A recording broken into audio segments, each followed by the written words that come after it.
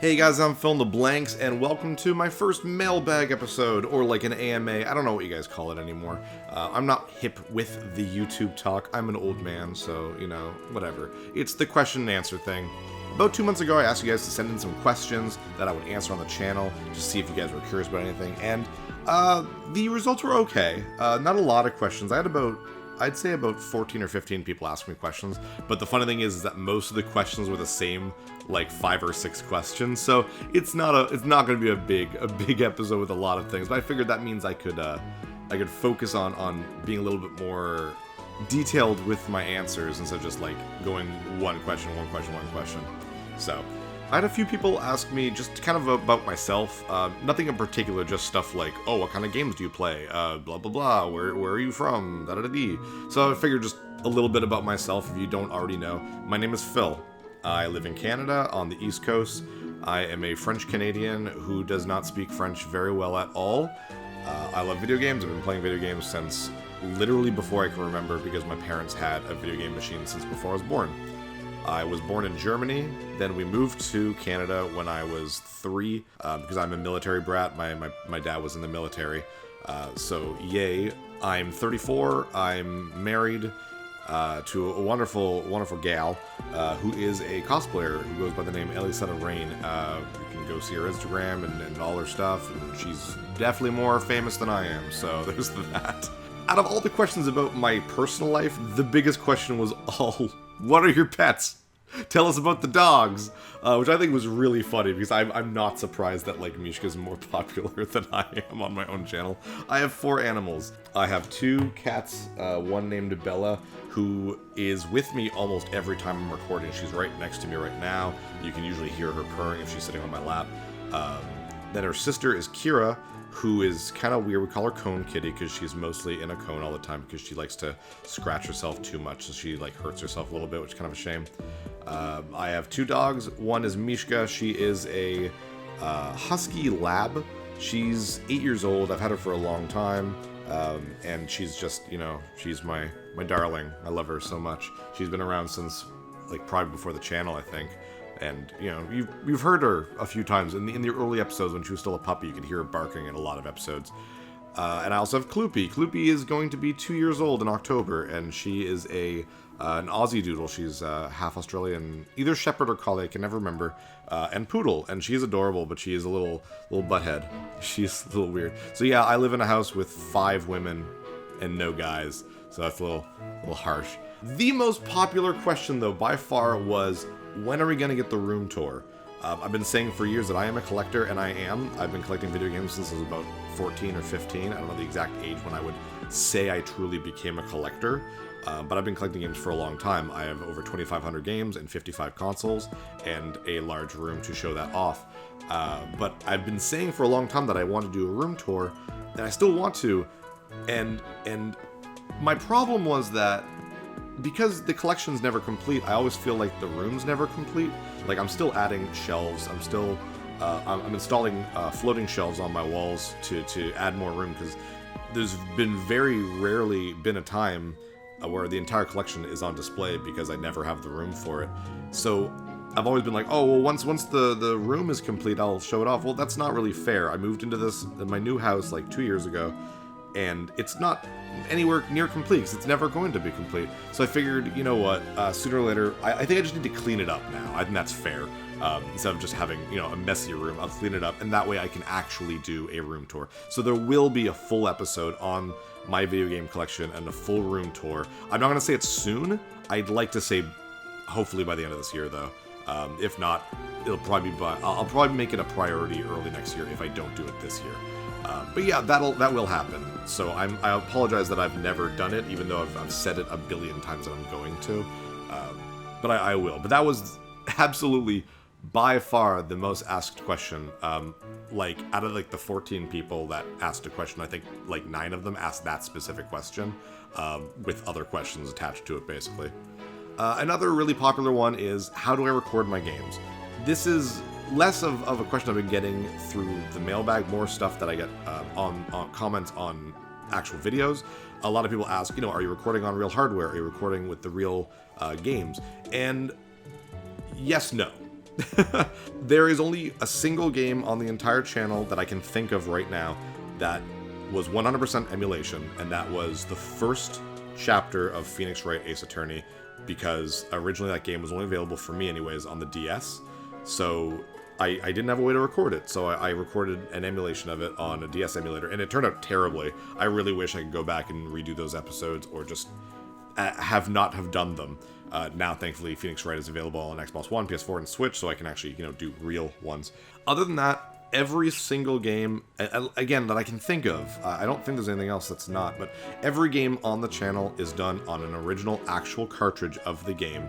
There are 2 games that are on reproduction cartridges, and that was BS Legend of Zelda, which was for the Satellaview, the broadcast satellite attachment for the Super Nintendo. So that game actually does not have a physical copy. There is no such thing as a physical copy of that game. So it was either I emulated it or I got a repro copy, and a repro copy was like dirt cheap for me, so that's how I did that one. The other one was Mega Man Wily Wars, which did not have a North American release until actually like in a couple weeks when the Sega Genesis Classic comes out, which will have the first official North American full release of Mega Man Wily Wars. Originally it was only available in North America for the Sega Channel thing, which is basically the Sega equivalent of the satellite broadcast thing for the Super Nintendo. That was like my first repro cart, and I think other than BS Zelda, those are the only 2 repro carts I own. And I had that one like way before I started the channel, so I figured that'd be the way I'd do Mega Man 1, 2, and 3. Every single other game is done on an original cartridge, or like the Virtual Console, or on like a compilation through the Xbox One or PS4. But basically they are purchased actual licensed versions of those games. Whether I use real hardware or not is kind of up for debate on what you see as real hardware. Up until like 2017, everything was done on an original like Super Nintendo. The first few years of my channel, the videos would always start with me grabbing the game from the collection and putting it in the console. And the consoles I used to use were the original consoles. If it was for the NES, I'd use the top loader NES. If it was for the Super NES, I'd use the SNES 2 or the SNES Junior or Mini or whatever you want to call it. The one that came out in like 95 or 96, which isn't as good as the original Super Nintendo, but it is still an officially licensed Super Nintendo from Nintendo. Everything else was either on like PlayStation or Sega Genesis. It's all on original hardware. Now, what I do is I still use those cartridges, but I use a console called a Retron. And whether or not you consider this being like, am I actually playing this on hardware is up to you. In my opinion, this counts because I'm still using the games in my collection. But a Retron is an all-in-one style console. You've probably seen them at like, if you guys have a video game hobby shop in your area, then you know what I'm talking about. But basically, they'll play multiple console games, like they'll play NES, SNES, Game Boy, that sort of thing. And what they do is you do use the real actual cartridge, and then it copies the ROM from the cartridge onto memory on the Retron itself, and you play it from that. So in other words, you can load cheats, you can load translations or patches without affecting the actual cartridge of the game. Now, if you take the cartridge out of the Retron while you're playing it, it does stop. You can't keep playing it. So it's not meant to pirate. It's not meant to like duplicate ROMs or anything like that. That's not what it's for. The reason why I use it is, one, it means that I don't need to have all my consoles hooked up around my TV. That's a lot of consoles, because I like to play a lot of different consoles at any time. So having to be like, I guess I have the Sega Genesis and go through that. And now I want to put some Game Boy Advance on the TV, so I gotta set the Game Boy Player on the GameCube. So this is just a way for me to have one major console to my TV downstairs. The other part is because it outputs in HD. And well, because I use an HD, or an Elgato HD Pro 60, I forget what it's called, they have to output in HD.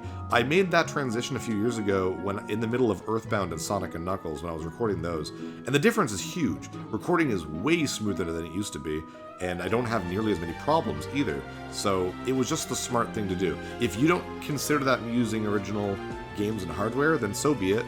I don't really care. I'm using the games that are in my collection, which is the whole purpose of this channel, is for me to finally play a lot of the games that I've been collecting. Just because I'm not using the actual officially licensed Nintendo to do it, doesn't really mean anything to me. I'd rather keep those guys, away safely so that they'll work in, 20, 30, 40, 50 more years, And a Retron is just disposable to me, so I don't really care if anything happens to that. But, you know, those old consoles, the more you put cartridges in there, the more those pins bend, and the less times they'll be able to read stuff properly. So, yeah, I'm using a Retron. So, I wouldn't mind doing an actual episode on exactly how I record an episode. Like, I'd actually, like have video of me being like, hey, this is what I do.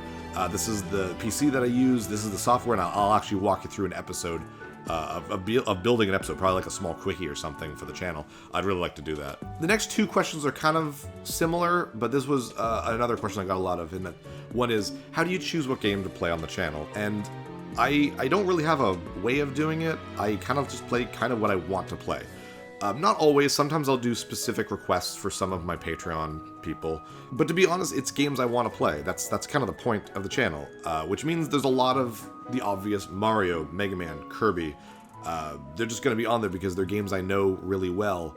But other times it's fun to play games that are in the collection that I have never played, but I've always wanted to, and it gives me a perfect excuse. I tend not to do games blind that often, though, because I'm more worried about putting out quality content where I can talk and play the game at the same time and get progress done than I am playing a game that I don't know anything about, and it might lead to stale episodes where there's no progress. I try to tend to avoid that, which is why you don't see me play a lot of like super difficult games, like, even though I do have one coming up planned that will be crazy. But other than that, I just sort of pick beforehand. Like, I already know the next game I'm gonna play.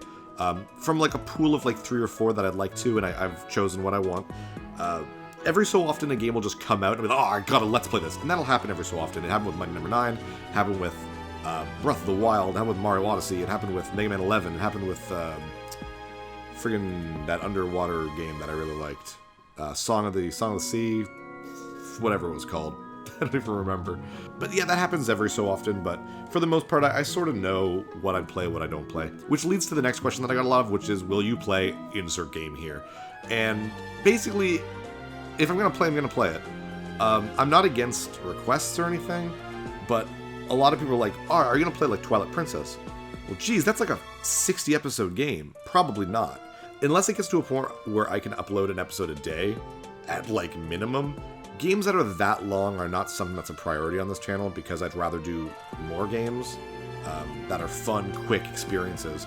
Because when you do a game with a lot of episodes, you get less and less viewers as the series goes on. I learned that really, really hard with Darksiders. But, I mean, whatever. If it's a game I want to play, I'll do it anyways. Like, I still have a couple decently long games. I even have an RPG or two that I'd like to do sooner or later, even though this is really not an RPG channel. But yeah, that's pretty much all the questions I basically ended up getting. Other things were just like silly little things that just kind of were in these categories. So yeah, thanks so much for sending in your questions, guys. I know there wasn't a lot, and I mean, that's fine. I mean, I'm not a super popular YouTuber. I've got like 3.5 people who watch my stuff, so it's not really a big deal. But if you do have any questions, feel free to let me know in the comments below. And I probably won't make another mailbag episode. I'll probably just answer you. But yeah, that was a lot of fun. And if you do have things that you want to request, or you just want to support me, please feel free to go to my Patreon page. I started this a couple years ago, and it's actually gone really well. And thanks to my Patreon page, I've been able to purchase things that allow me to upgrade my equipment, to record better. And my next kind of thing is I've been saying this for a while, is to buy a new 3DS so that I can record 3DS games. So hopefully that'll be a thing. Which would be kind of cool. But if you want to help out, feel free to go there. Every so often I do little polls and stuff. I'm not super active on it because I'd rather talk to you guys through the channel than the Patreon page. But yeah, if you do want to support me, feel free to go. And even $1 like a month is a huge deal to me. It means a lot. So anyways, guys, I'm Phil in the Blanks, and I'll see you guys next time. Take care, guys.